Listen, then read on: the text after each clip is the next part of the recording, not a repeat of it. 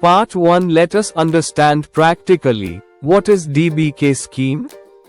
Are you an accountant, commerce student, or finance professional wondering what duty drawback really means and how it works in practice?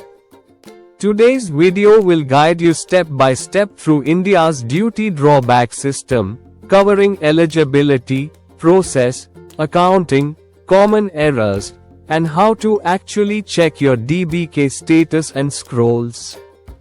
Let's simplify it, professionally and practically. What is duty drawback, DBK? Duty drawback is a government incentive provided to exporters to refund customs duties and central excise duties, if any, paid on inputs used in the manufacture of exported goods. In simple terms, if you've paid import duties on raw materials and then export finished goods, the government pays you back part of those duties. Example: an Indian company imports plastic granules, pays customs duty, manufactures toys, and exports them. Under DBK, a portion of the import duty on those granules is refunded automatically as an incentive.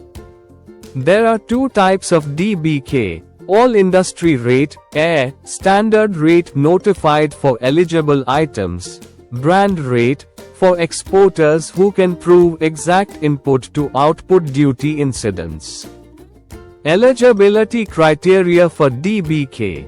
You are eligible for DBK if goods are exported out of India, goods are manufactured or processed in India, goods are not exempt from customs duties at input stage, shipping bill is filed under drawback scheme, bank realization certificate (BRC) is submitted for foreign currency remittance, applies to both merchant exporters and manufacturer exporters.